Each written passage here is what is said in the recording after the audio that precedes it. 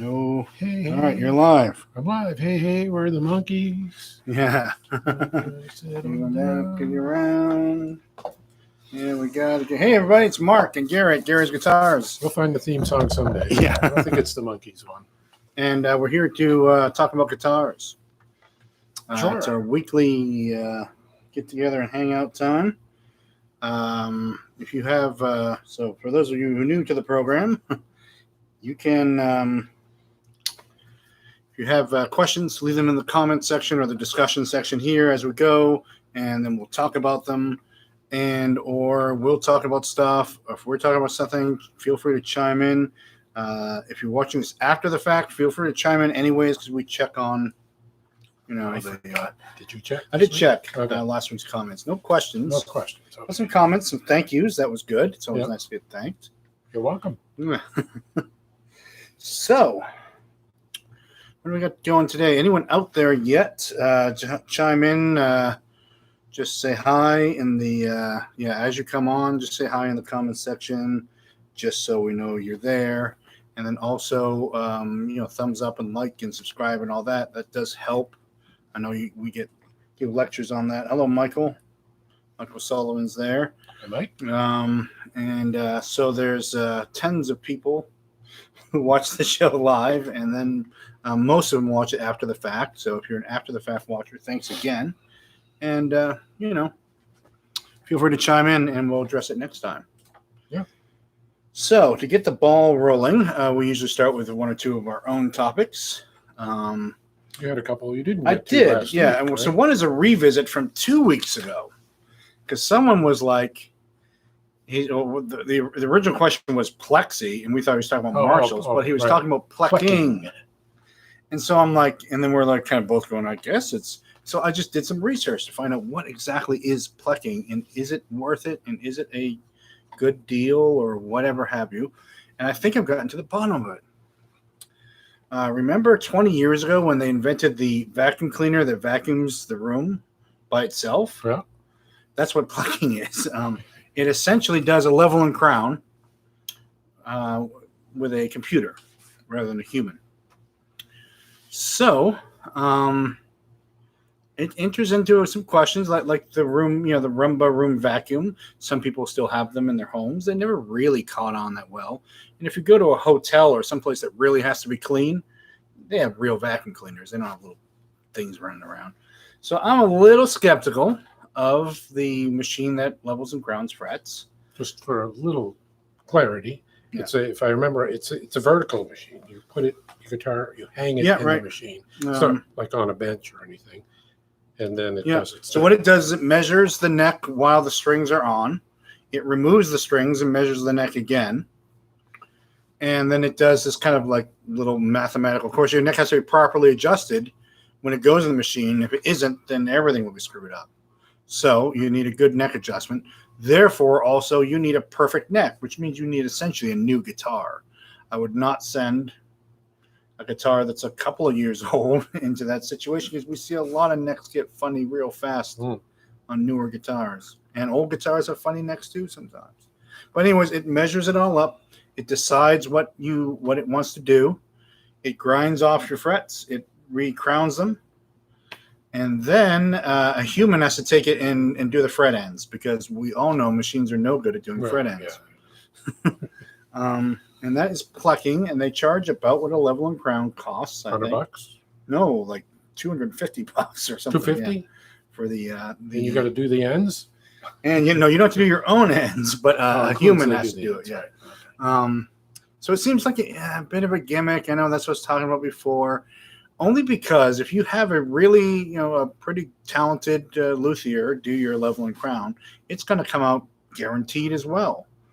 Because I remember Chris, one quote that stands with, I remember Chris, our luthier who passed away but worked here for a great long time, said he didn't use radius blocks because they weren't accurate enough. And so he would use his eye. Right. And that's how he didn't sit there with a piece of sandpaper and radius the neck. He found if he just took a radius block and moved it up and down the neck, it'd be, it could walk this way or that way, and the block itself couldn't be. But with his eye, he could do a better job than he would with the And so that kind of figures in that a little bit too. Like the eye of a luthier sometimes just sees stuff that a computer can't. So, well, like a computer is kind of assuming that everything is one way. Yeah. What you're putting in there, if you put in 100 Les Pauls, all the necks are going to be adjusted where they should be. The wood grain is going to be right. Everything's going to be right. Yeah. And then it'll do its thing. Yeah. But in reality, everyone is slightly different. Well, it does measurements on everything too. But I'll just say this. The Danelectro guitars that we've been getting come in with great fret jobs. And I'm thinking that's what they do. They actually put them through one of those machines and they come super polished. And that's one thing a machine can do that a human doesn't. Is just polish the hell out of frets. And some of that is, it has to do with that neck feel. It figures widely into it. So my bottom line after researching plucking a little bit is it is not a miracle. Sweetwater is pushing it hard because it's a way to add, I guess call it value added or whatever. They can take your sale of your Fender player series that they're not making a lot of money off of because they're selling it for minimum price and buying them, and they can add a couple $100 of profit on top of that using this machine that they bought, and it probably works 24 hours a day over at Sweetwater. So there's a bit of a marketing campaign going on.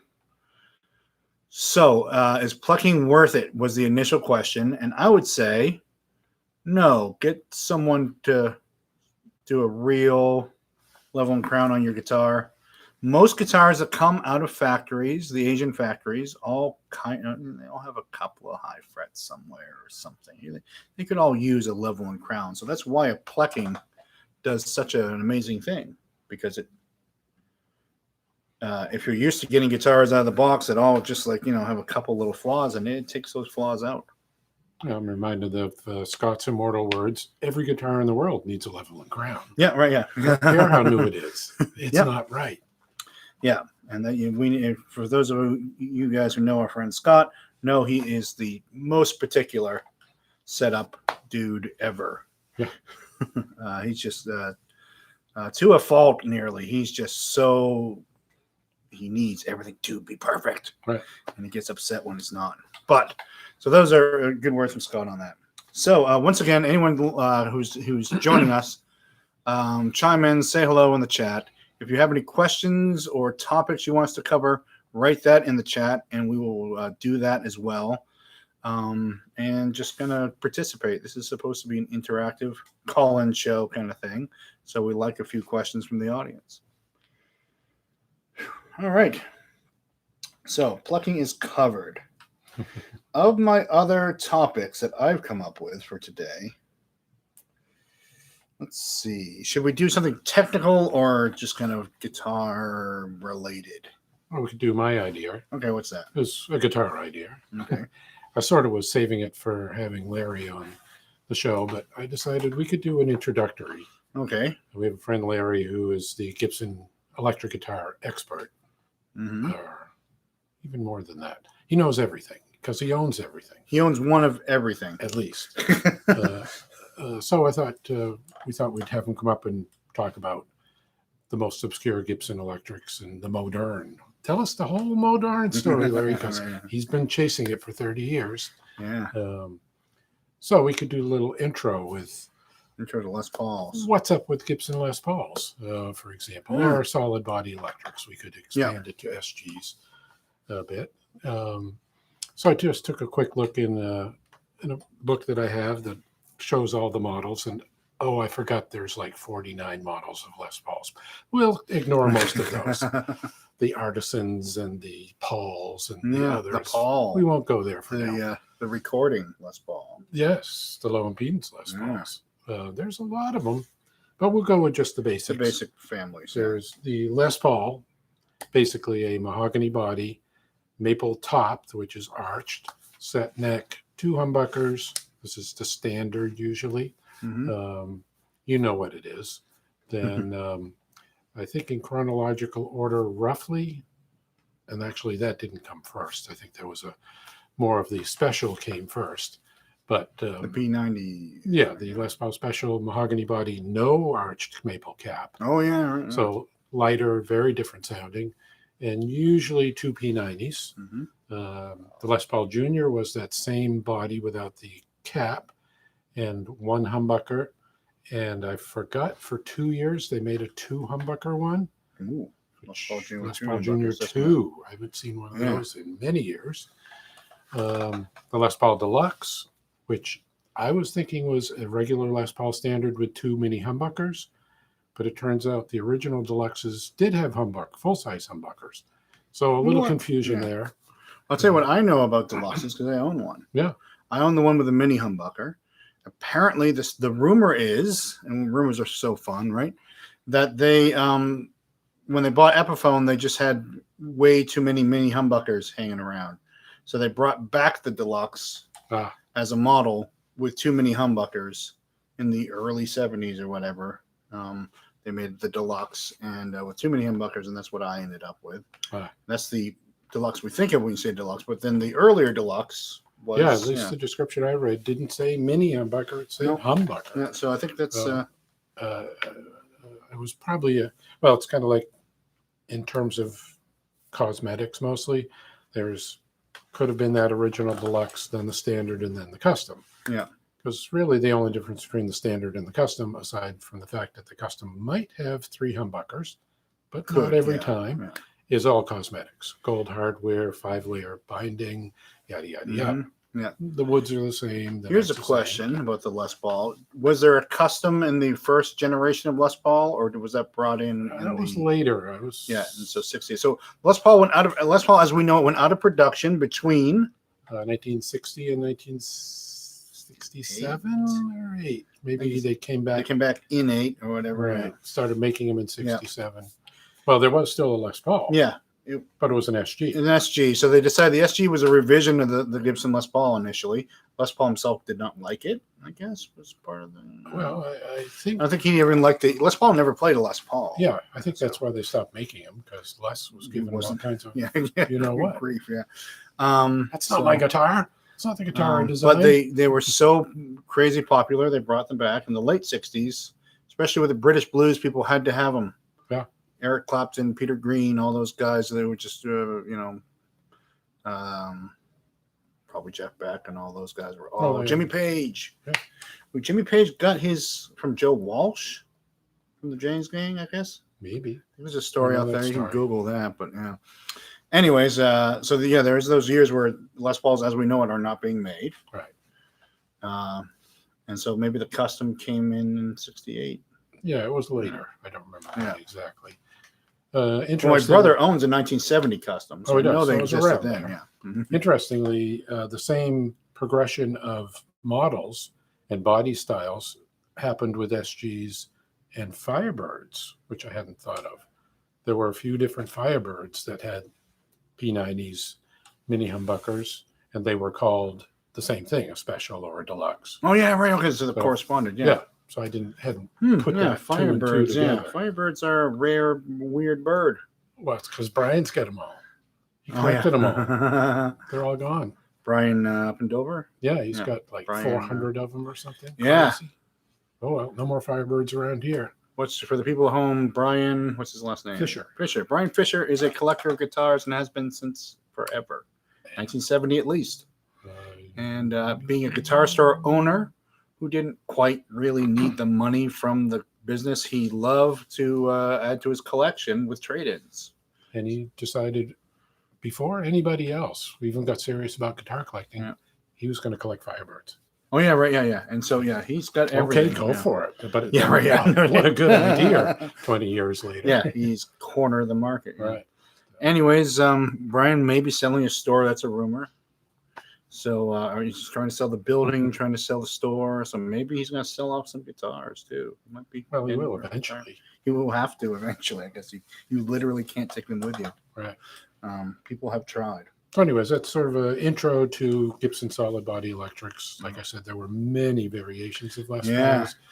And we won't even talk about Epiphones. And then the great thing when we do have Larry on is he's good at the 80s stuff, too. He likes the weird 80s. Oh, yeah. His favorite thing to look for is pointy guitars. He's got the pointy Gibsons, which are really rare. The gilts, the really weird gilts, the X80s and stuff.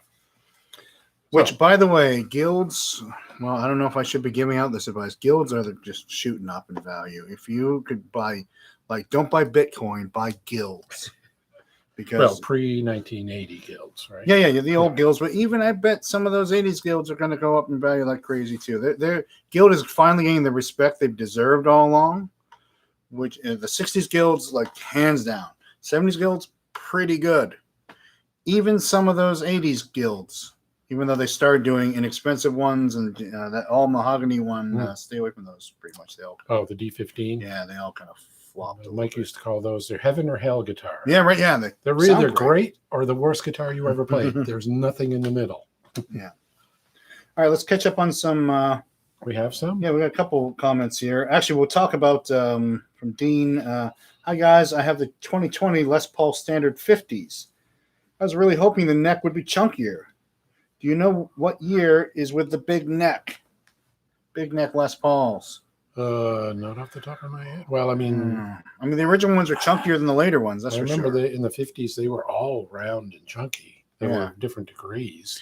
But like compared to a chunky Telecaster neck, no, they weren't the V-neck. They weren't. The Gibson never had that chunky a neck. It was all about, because also you have that rear side of the neck radius, and then it's flattened as it gets down to here. So to be super easy to play down here. Now I have catcher's mitts for hands. I don't know if you know. They are just obnoxious. Bobby Hearn hands. But I can play a Les Paul. A Les Paul or a Gibson. Like my Gibson B25. There's something magical about that Gibson. That little the shape of the Gibson neck and that little thing that my fingers will fit in. Yeah. And so made by, because they were designed with people with hands. All those Gibson designs Gibson was a guitar company way before Fender was, and there was very little automation involved in them being made initially. And so like it was years of like, what if we just kind of thin this out a little here? That kind of like development all the way up to the 50s. I think that's been that's institutional knowledge. So what's the big neck? I guess it has to be a 50s one, but it's a different reissue than the one you have. And they might not come as chunky as you're hoping for. I always thought that's where we all started saying it's got a baseball bat neck, was the Gibson necks. Yeah. Because they were round and big. Yeah. Not tapered at all. So, on the electrics. Yeah, on the electric. Yeah, not the tapered, initial not electrics. Acoustics. Them and Martin were sort of, going back and forth with their, Martin's doing it this way now. Let's try that. Let's shave a little off here. Let's put a little back here. Yeah. We surprisingly are out of Gibsons. We had Gibsons all over the place a couple of years ago, and now we got zero Gibsons. We got sold that last arch top about a week ago. So bring in some Gibsons for us to sell, somebody. All right. Dub Delay says hi, and he has a 1993 bass with near perfect frets, but one has a bad dimple on the third string. Is it a full fret level required to fix it? By a dimple, you mean an indentation? Indentation, yeah, probably, I'm going to guess. Oh, so the question is it something that was made, is it indentation created by the string being used, or just some kind of either impact or... When we assess frets for refretting, or we look for the deepest, the most wear, the deepest groove. And, as long as it's less than 50% of the height of the fret, you probably have enough metal there to do a level and crown. If it's more than that, you probably don't. Because when you do a level and crown, you take all the frets down to that low point. So they're all the same height again. But it's a bass, so you don't need frets. You could have a semi-fretless. Yeah, just that one fret. It's like just Jim Taylor's bass has no 12th fret. Right. Yeah. He doesn't need it. You don't want to play bass on the 12th fret. So I guess some follow-up questions on that are, where is the fret located? Is the damage from use? The third fret? No, it says it's on the third string. Oh, third string. Is it from use of wearing down? Or sometimes we see like the real annoying fret damage is when it's actually just damage, or that's done to it. We had a customer who used to take his Strat and slam it against his mic stand so he could play slide with it. Yeah. And after a while of hitting those 6 strings into the frets, he just wore out his frets like 3 times faster than anybody else. But it's great stick on stage, so you really handle that to him. So what are other repair options? Sometimes, and I don't like doing this, but But some Partial people, refret. well, there's partial refret or just yanking out that one fret, putting in another fret, and then crowning that down to the height of all your other good frets. So it's a leveling crown, but it's not going to take you down 50% if all your other frets aren't worn. But that's a tough one because of usually so I don't like doing partial refrets just because I don't like doing them, but also you just kind of, if you're going to refret something, you might as well refret it. And just, the labor that goes into a partial refret is scantily more than goes into a refret, I guess, especially if you got a bound fingerboard. So that's my last comment on plucking is if it's 250, it's not much less than getting a whole fret job. Well, but in today's prices, it is a little less, but also, a fret job. But a used guitar that has worn frets, just get a fret job. If you have, just get a new neck from Fender. That's even cheaper. If you have, if a luthier does refret your instrument, they always do a leveling crown at the end, because, like I said, necks are just so, like once they've lived, they're not perfect anymore, and so you defret it, you resurface it, perhaps you put the new frets in, they always need. So that's another thing about plucking. Plucking. Someone. I just avoid the note. Yeah. Well, that's another thing about he was saying on his bass. He just avoids that note. That's fine. That note is all over the place. Yep. Right. If it's the third fret or something, third string, you can get that note all over the place. Don't sweat it. One up here is one there. Yeah. So you just have to avoid that position in that note.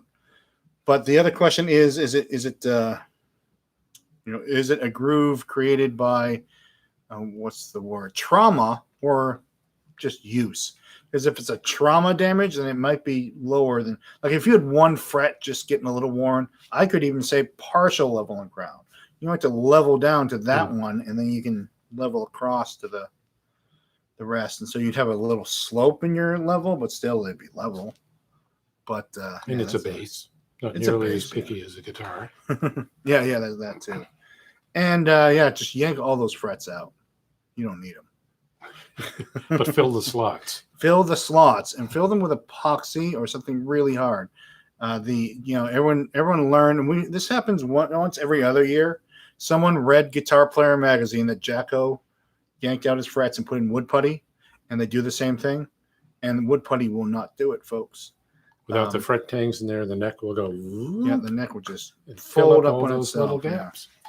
So thin strips of maple. That's how you properly do it. Then you can still see that they're like fret markers. Mm-hmm. Hardwood. Let's see what else we have here. Oh, no, we're caught up on the comments. So once again, everyone watching, thanks for joining us. Make a comment in the comments section if you have something that you particularly want to talk about. We're just talking about stuff that we want to talk about.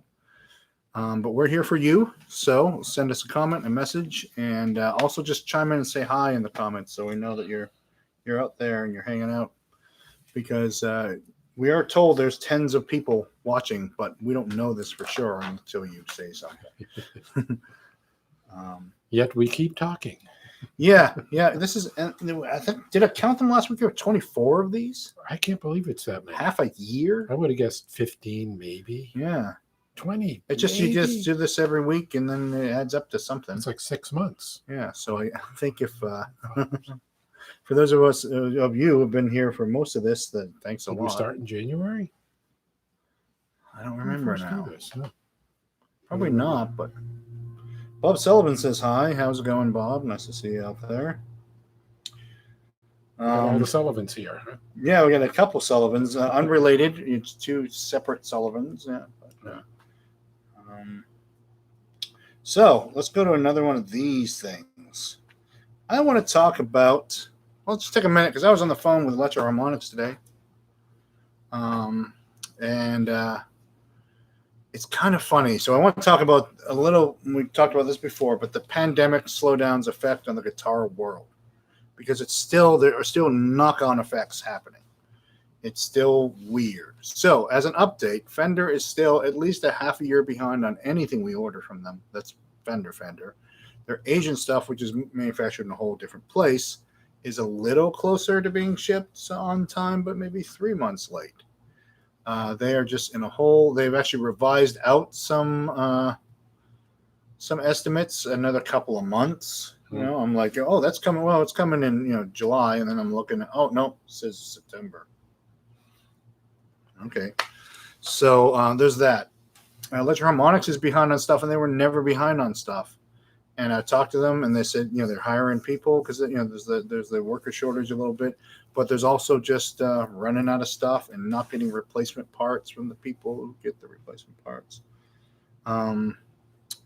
So there's that. There's them being late. And then the used guitar market is still gone nuts. People are just hungry for used guitars. And we nearly sold out of used guitars a few weeks ago. Two used guitars in the whole store. Then about 30 have come in. It used to be like 50-50 used and new. And now it's just, so we have trouble getting our hands on used guitars, and so do people out there. So the effects of the pandemic are not over on the guitar market and guitar retail. What else could be added? Or many other things. Yeah, throughout your life, and the pandemic is certainly not over because so people forget that, even though it's not as nearly severe as it was, it's still a thing. All right, well that's morbid. Sorry, but I wanted to talk about that. CBI Cables, they make the cables themselves. That was the other thing. We are low on CBI. I ordered them, and I talked to them on the phone. We ordered them on the 18th of last month, June 18th. It's been over a month. It's been a month. And they come all the way from New York to New Hampshire. They usually come here. They're here the next day. They custom make stuff and put it in the mail later that day. They are usually so on top of it. They are just so behind. They ran out of connectors. They ran out of wire. They got too many orders. It's things coming in all directions. And so something like that we were just so certain that, at least CBI, they make them. So they're not going to run out of them. They'll just make more of them. Which you'd think that was what Fender would do, just make more stuff. Well, they don't make connectors. Yeah, well, that's the thing. CBI doesn't make their connectors. Yeah, they can't get their connectors. They sell wire. Yeah, and they get their wire custom made for them, but it's made by another company. Right. So, but we're going to hang with CBI. We still like their cables a lot. So I've been imagining cars without computers. Yeah, cars used to not have computers. What is a chip doing in a car? Why is that a problem? Oh yeah, that's right. They all have computers now. Oh yeah, they all have computers. They got computers in their doors now. Yeah. But here's the thing: the computers make the cars much more efficient. Yeah. Like if you had a pickup truck, a Ford F-150, 30 years ago, you probably got 7 miles to the gallon. Right. Now that same truck, it's a crazy 27 miles to the gallon. It's all because of the computer. I had a car that had no computer. It was a Mercedes diesel, and essentially, if you got it to start and left it running, you could take out the battery and drive to California. Yeah, just don't turn it off. Just don't turn it off. Yeah. It generates, so you need the battery for it. Yeah, and so turning on the headlights might be iffy. Well, I actually had. Well, you have the headlights on, as long as you don't turn off the car, right?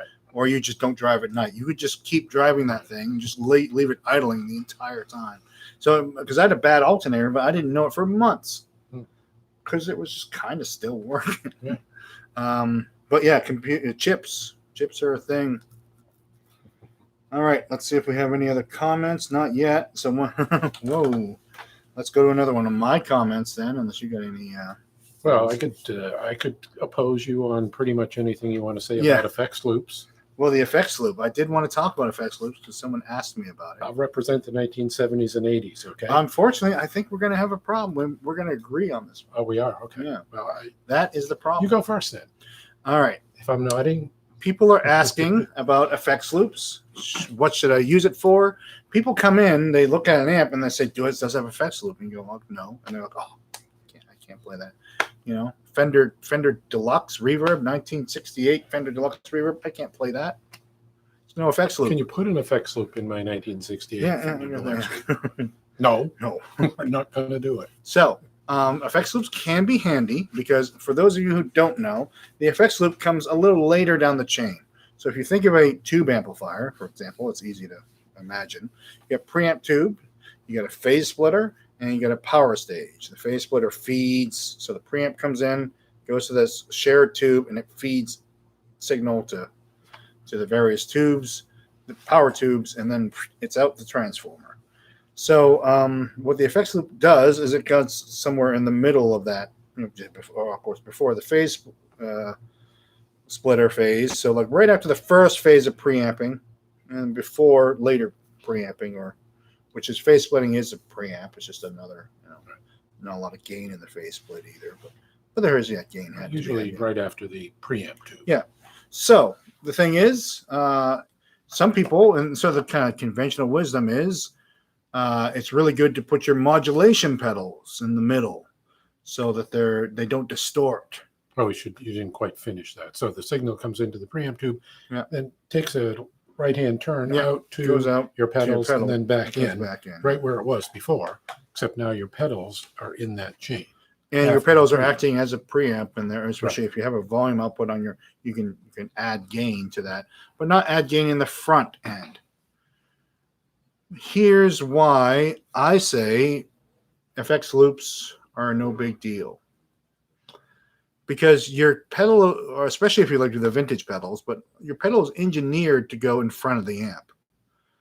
It's engineered to take a very low wattage, very high impedance signal, and then take that and send it to your amp.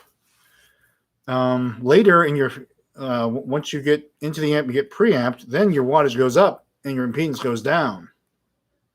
So when it goes out the effects loop, it's a lower impedance, higher wattage signal going to the pedal. So I say pedals are designed to go in front of the amp, put them in front of the amp. If a pedal isn't, if it says FX loop use only, then so I don't think you're never seen that. Yeah. It could be coming.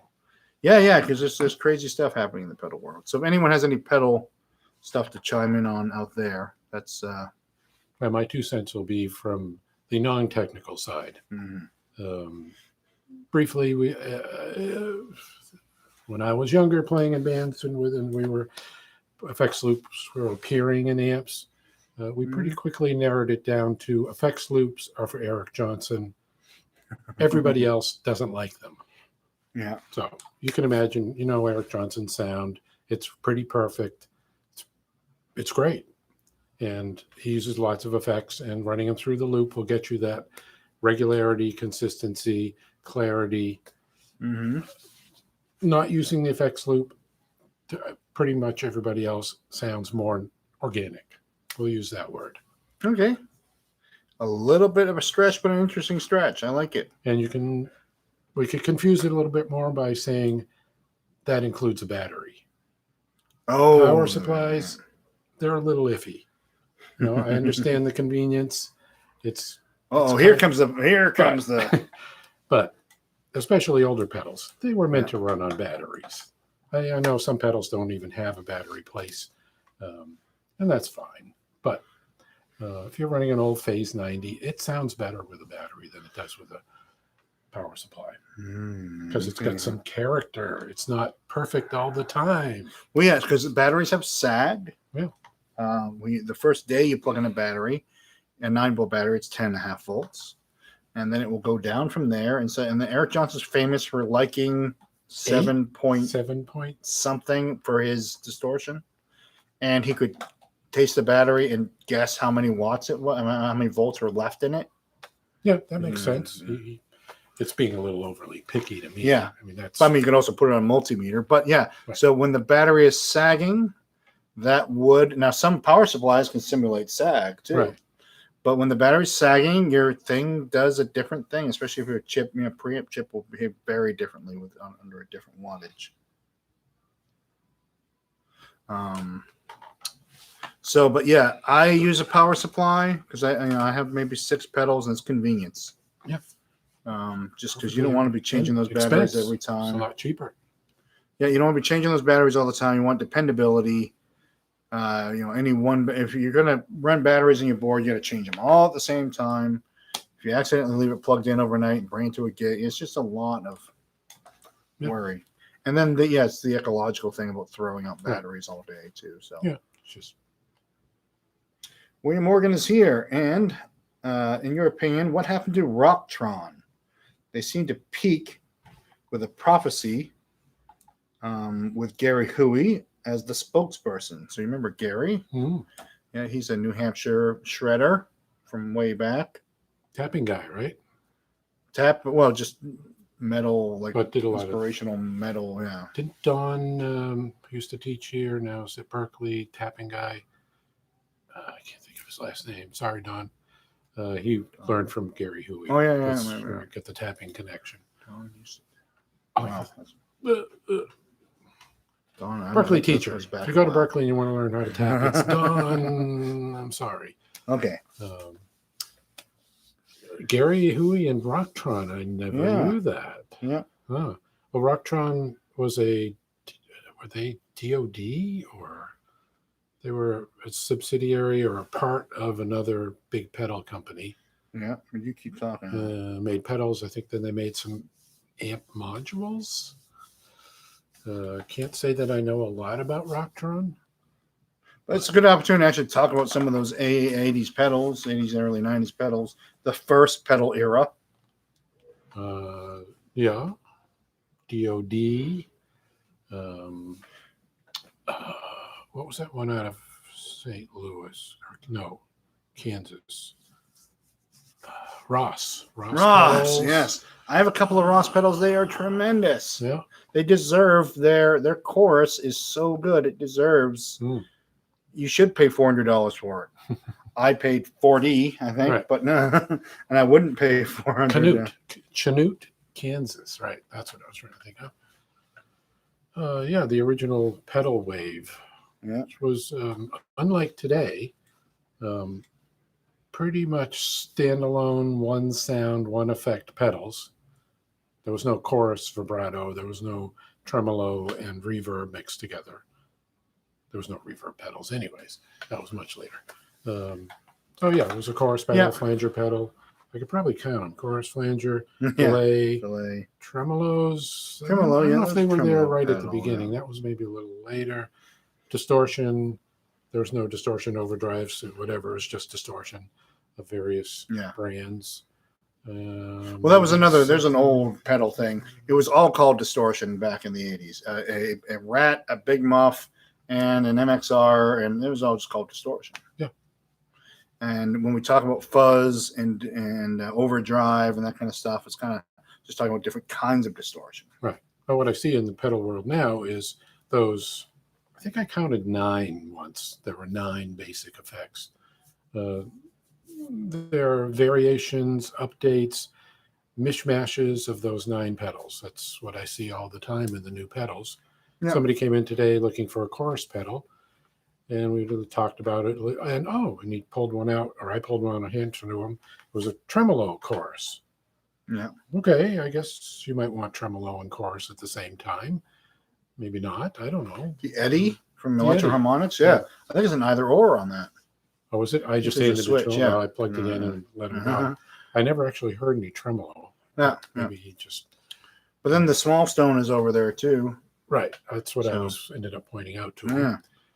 But he wanted more money for his used pedals than I thought they were worth. So we didn't do a deal yet. Yeah. So that was the basic old pedal. Let's see. What we used to call a red light player, which was a guy who used pedals. If he had 3, that was a lot. Yeah, you got made fun of. Yeah, I mean 4 was overboard. 5 was like out of control. I think when did the pedal board get invented? What do you mean the first time? For? Yeah, the pedal board's this big, right? Well, I remember you just plugged in all your pedals in front of you and you just did it. Yeah. I can't remember the first time I saw one. 90s. Early 90s. Someone would literally take a board and Velcro all their pedals to it. It was Edge and Metallica, and those guys started showing up on stage. Not the ones they have now, but with maybe 10, 12 pedals. Yeah. And so then the pedal board thing started. The multi-effects.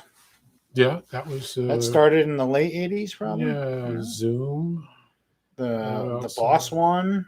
Oh yeah, the MR. The Ibanez made one that was kind of cool because it had the Ibanez. But they were basically 5 pedals in one box. Yeah, yeah, you know that. Yeah, you could turn them all on at once if you wanted. But you could turn them on and off individually. Yeah, the Zoom was the one that you had to go scroll through. Yeah, that was digital screen. You had to, and you could set up different effects together.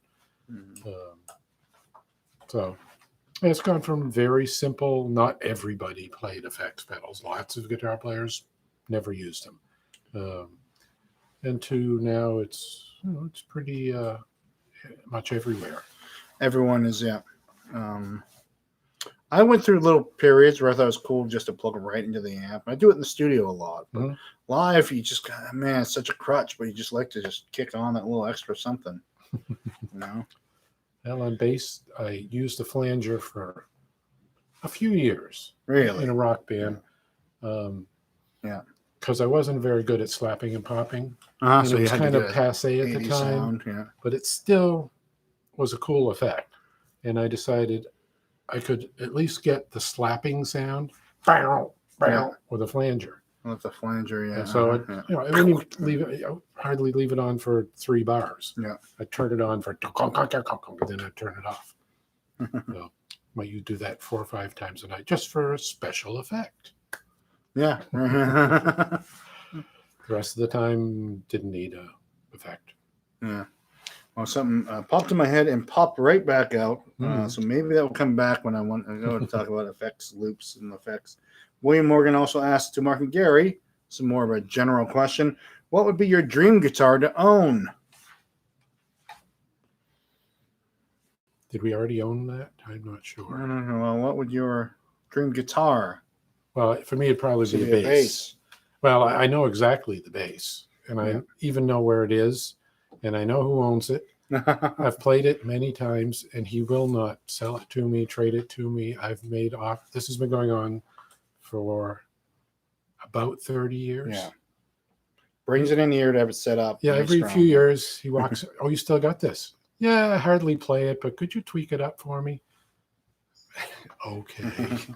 It's a 59 Fender P bass, Sunburst, all original, humongously wide neck, like so wide you would think you would hate it, but you play it for 5 minutes and go, why aren't all bass necks like this? This is what a bass neck should be. Came this close 25 years ago. I had a 3 pickup Les Paul custom. I offered to trade him even for, and he went for a couple of months. He thought about it. I do have to mention one technical thing, Gary. Yeah. The way you're leaning like that, it puts you on the edge. Well, so we have a fisheye lens on the camera, and that makes your head like eggplant shaped. So either we have to scoot this over. I'm bringing my recliner in. If you're at the end, if you're at the on the edge of the image, then thank you. Yeah, I was just looked over at my thing here and was like, oh my god, he's falling over. It's huge. Yeah. So for me, it's that 59 P bass. What's yours? Or do you already have it? Well, yeah, I got a lot of great guitars, and sometimes it's a sin to wish for more. You know what I mean? You don't want to be that guy, but I would say a 68, 69 Les Paul custom. I grew up, like I said, my brother had a Les Paul custom. I grew up in a house with one. I understand why it's such a great guitar because I had one in my life for years, and there's just too much money. I just never can justify it. I have a really good Les Paul. It's a special. It's a deluxe, from 1980. It has like a lot of the feel that I love in that custom that my brother had. So it scratches the itch a bit, but just a really done up Les Paul custom, which I may never do because it's a lot of money, and I've lost count, 20 something guitars. And they're all really good. I don't keep the bad ones. I keep one bad one. I have a terrible Stratocaster copy that has a sustainer built in. Oh, you do? You got a Sustainiac Strat. Yeah. And that's fun. Yeah. So it's something, but But all my other guitars are kind of primo, or at least for me, even the Ks and harmonies are just, just right. So I would say that's my take on that. Les Paul, something like a really good Les Paul. There's nothing quite like it. And then you need the Marshall 800 to plug it into. Because, because Billy Gibbons, I don't know why, but just because Les Paul and Marshall just kind of go together. It's the sound of rock and roll. Yeah. Because Bad Company's first record is a lot better than you remember it. If you go back and listen to that record, the guitar sounds are flawless. The drum sounds are incredible. Apparently, they recorded during the downtime on Led Zeppelin 4, perhaps on the same equipment. But there's just great sounding guitars on that. I'll stand by that. Bad Company's first record. Paul Rodgers was still in his prime. Was there a hit? Oh, all the hits are on it. There's like 5 hits. Oh, it's one of those. Yeah, it's like, is this their greatest hits album? You flip it out, and then the one song comes out. I'm like, oh, it's not. It's just their first record. Okay, so and Dean McCaskill agrees with me that the first Bad Company record. They weren't using effects and stuff. Speaking of Les Paul plugged into a Marshall, that just who needs effects? Yeah, and here's the other trick on that, and this has to do with AC/DC as well, which is granted it's an SG plugged into a Marshall, but that huge guitar and the other guitar is a Gretsch plugged into God knows what. But that Marshall sound is so good, it doesn't have to be the loudest thing. And if you listen to those records, the drums are up front and the guitars are behind it. But it's guitar music, it's guitar rock, and your ear is drawn to the guitar because of the sound. And so that's how they make those records so huge sounding. It's the relationship between the drums and the guitar, and that the tone of the guitar is so strong, it doesn't have to be way up in front. It's actually behind the drums. I'm just thinking, I can't think of another band, so I think we have to give the award for best tandem guitar sound to AC/DC.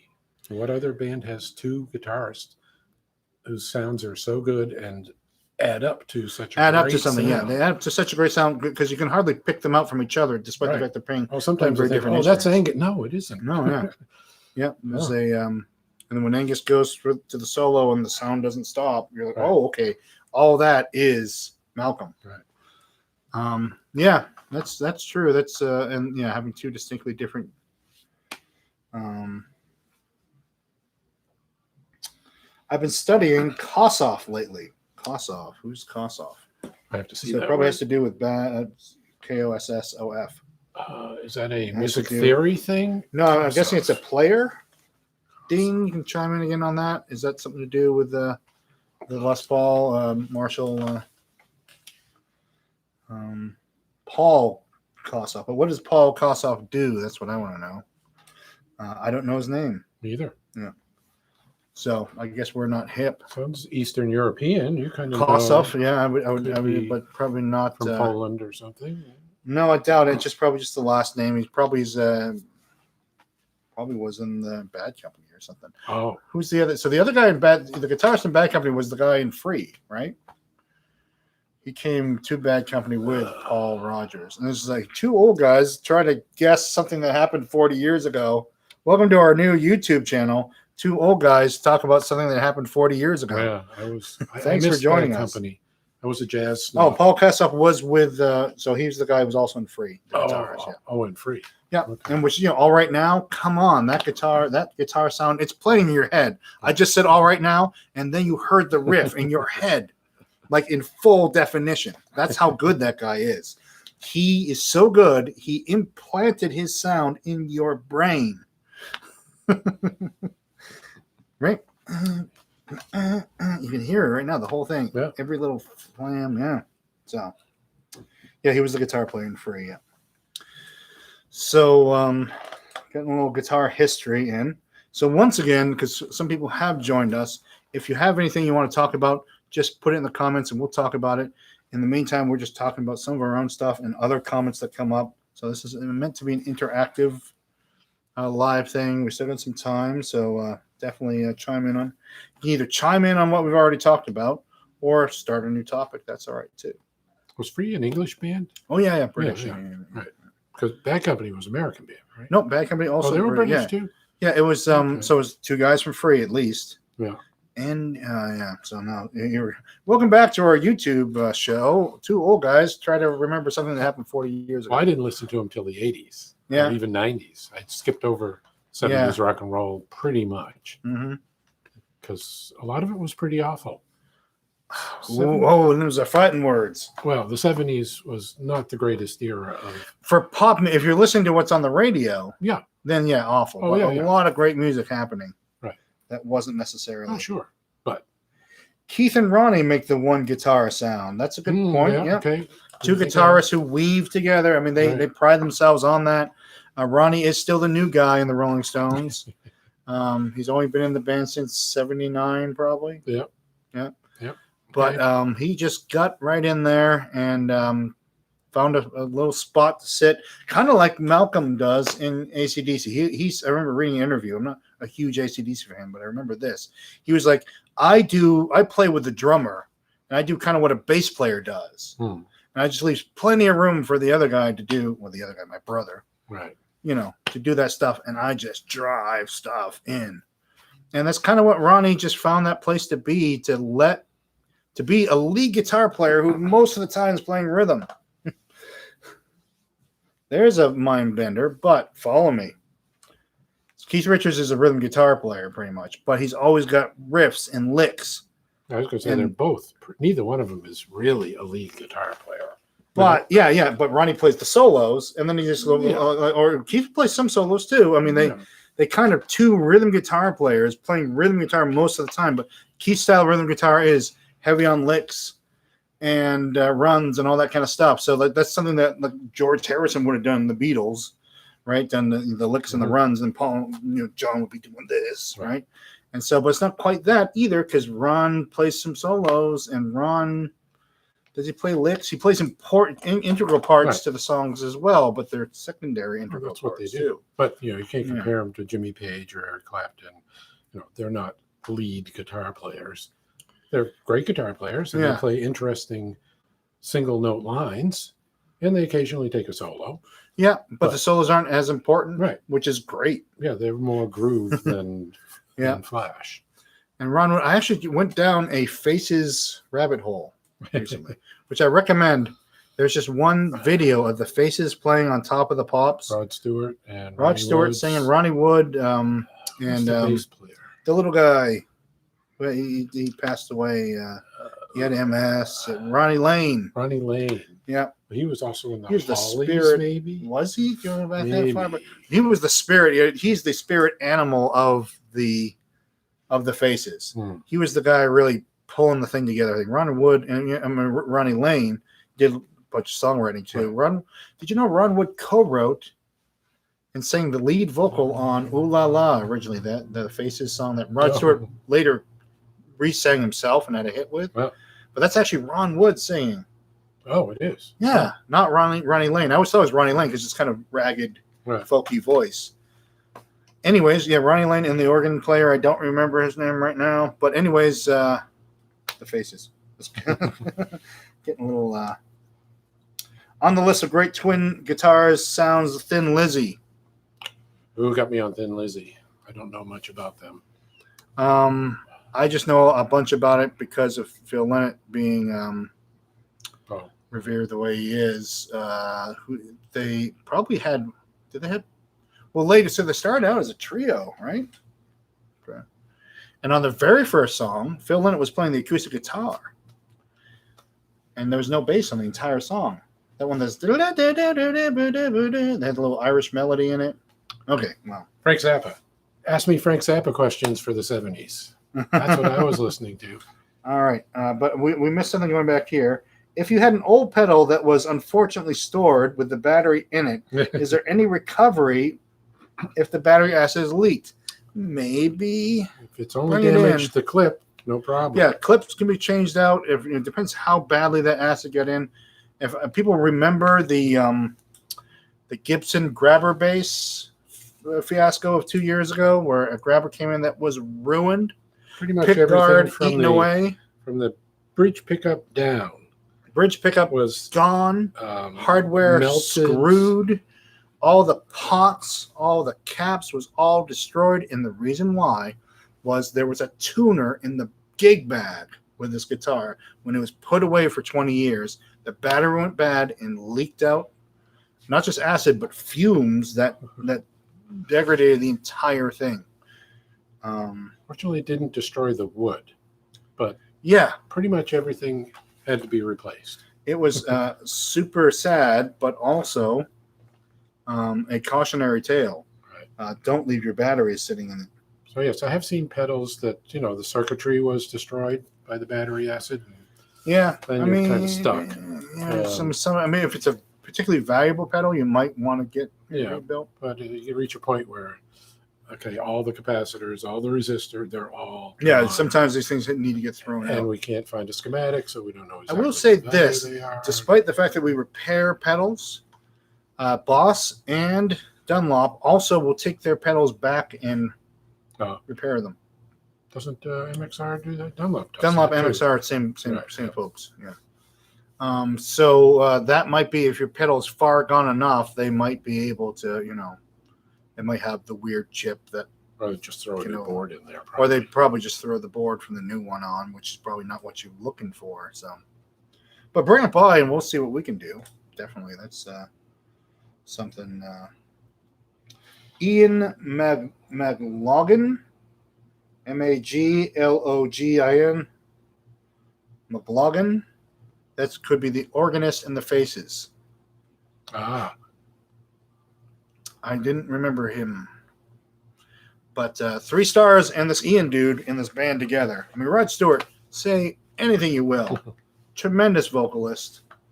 And a very influential vocalist in rock music. Because don't forget that Jimmy Page was inspired to start Led Zeppelin after seeing Jeff Beck's Truth with Rod Stewart on lead vocals.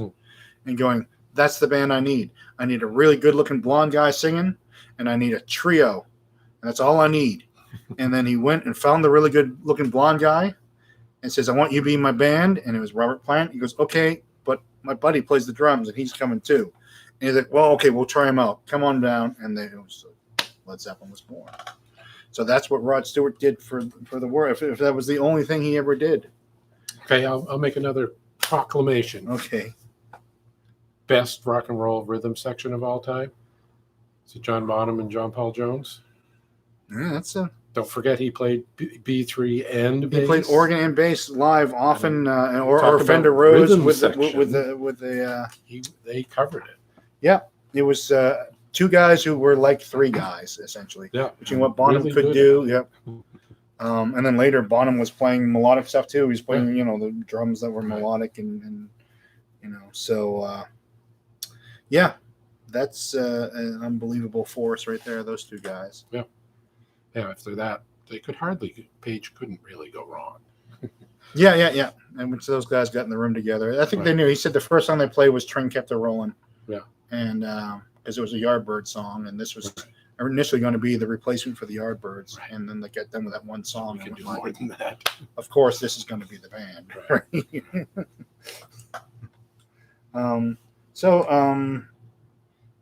We have a question. I have a question about the Fender Mini Twin. The Fender Mini Twin. You mean the little plastic one that runs on a 9-volt battery? What Probably amp not. Sounds closest to it? The Mini Twin? I never heard of a Mini Twin. You know the new Fender product. I know. The Mini Twin. You got to fill us in on this. Sounds Serena, yeah. There's many amps that could be considered a Mini Twin. Mini Twin. But that official name got me. Ooh, you gotta tell us more about this amp. It says what amp sounds closest to it. Probably the full-size twin. Yeah, a twin, of course. Yeah, I mean they did make a little, like literally a funny little twin battery, 9-volt battery called the Mini Twin. If that is the one, this might take. I'm just gonna go out of character and open up Google because we should know if there is such a thing. Yeah, you're a Fender dealer. Not that we know everything, but we can try. Fender Mini Twin. Let's see what the Google says. Yeah, that's the little amp. A little battery-powered one? Yeah. Is that what you're talking about? Let's go back to the questions and find out. But I have a very short statement about battery-powered mini amps. Okay. The Fender Mini Twin, the Little Marshall, and the Dan Electro Honeytone are okay. They actually sound like a guitar is playing through it, and the rest of them, which aren't that many more, are pretty awful. Yeah. The Dan Electro. Did you say Dan Electro is good? Yeah, Honeytome. We have those. Yeah. Well, we don't have them in stock right now. They're gone again. They're super. Yeah. Pandemic. 6 of them and they're gone. Yeah. Oh yeah. So they're talking about the Mini Twin. The little speaker, dual speakers, battery powered. So it's about this big, literally. The cool thing about it is they're actually made out of wood. Oh, are they? Yeah, the cabinets, or at least on the older ones, are made out of wood, and they sound like a real amp. But as far as what amp sounds close to it, what do you like about the Mini Twin, I guess? Do you like the fact that if you turn it all the way up, it sounds crazy? Or do you just want a clean sound when it's turned down, but something that's a little bigger? I guess that's the distortion. Yeah, okay, so cranking it all the way up. And actually, you want to have some real fun. Go out your headphone jack into another amp. Use it as a distortion. And it will go nuts because your headphone jack is too hot for the input of a guitar amp. But or go out your headphone jack into a direct box and then into a record that. The little cigarette pack amp that had that sound. What were they called? Fitting your shirt now. Yeah. It was a cigarette pack amp. Yeah, and you could plug with an amp in it. Yeah, and you could plug a speaker cabinet into it. Right. Yeah. Yep. Had that sound. Yeah, and then when it's plugged into when you're plugged into the amp, you could yell into the speaker and it would hear you. I've actually done that too. The pig nose. If you love that sound, and Larry just said pig. No, William just said pig nose too. Yeah, pig nose is the quintessential turned all the way up battery powered amp that changed the world. Dwayne Allman found one. Frank Zappa. And then Dwayne Allman brought it to a jam session once with what later became Derek and the Dominoes. And Eric Clapton was convinced. And on that Derek and the Dominoes record, it's 70% pig nose. There's pig nose all over that record. And it is that crazy distorted sound. Yeah. Tried the pig nose and didn't like it. Oh. Try the Honeytone from... Did you run it off a battery? Oh, yeah. You have to run it off. You plug it into the wall. Forget everything you just said. You got to fill it up with batteries. You got to fill it with batteries too. It takes like 6 batteries. But that's where you get the magic sound. I have a pig nose in my studio, and I do like it. If you didn't like the pig nose, other little... So the great thing about this amp is it's underpowered, and when you turn it up, it gives you this kind of So when you turn it up, you get all these overtones that don't correspond with even tube amps. So we all know that the tube amp is supposed to have a pleasurable overtone selection or whatever. So you turn it up, and it gives you these sevenths and minor, the seconds, and like the harmonic row harmonics that just sound really nice. Yes. But you crank a little cheap solid state, and just things go wrong in a good way. So Dan Electro, there's the Honeytone and the brown Dan Electro that has 2 speakers in it. Yeah, I can't remember the name right now, and we're out of stock right now. But that is a cool little. But ultimately, she said I was running off a battery, so. Well, okay. I was watching the video with the plaid shirt guy. Talked about the Pro Junior. I suppose that's me. Talking about the what? The Pro Junior. That's we actually have a video hit here on YouTube. The 50,000 views of my Pro Junior review. It's a great little amp. Yeah. So, anyways, if you're looking for that sound of that little twin, but you just want a slightly bigger amp or something, it's got to be solid state. Believe it or not. It's got to be some of those vintage solid state amps do that wonderfully. Even the off-brand stuff, Silvertone solid state amps from that era. Some of them do. Yeah. Not all of them. Yeah, you got to just go searching. Remember, I had so your test amp on the bench. Remember, we had the another one of those. Yeah. But it had tremolo, and the tremolo was incredible. Vaguely. That's You just a long time ago. The tremolo was the sound of your amp, like imploding. Fender Bronco, probably not. Yeah. Bronco is you need to really get that sound. You need something that's specifically cheap. So I'm thinking of the Kalamazoo amps. Yeah. Now we're getting into slightly bigger tube amps, but they're like 3 watts, 4 watts. There's a little Magnatone 2-watt amp. These are not easy to find and they're not cheap. Yeah. But you put them on 10. To me, that's a better quality version of that square wavy kind of tone you're getting out of the little mini twin. Yeah, so I mentioned it because it's solid state. Yeah, Fender does make solid state amps that aren't, but Fender actually makes their solid state. Like we have the new Champion and some of those Broncos, they make them to be clean sounding. And then also you can add distortion. But that little thing, the reason it distorts is just like complete circuit failure. So the Fender world has never really included that kind of distortion. No, just accidentally. Like Fender makes clean amps that you can put on 10 and they'll break up.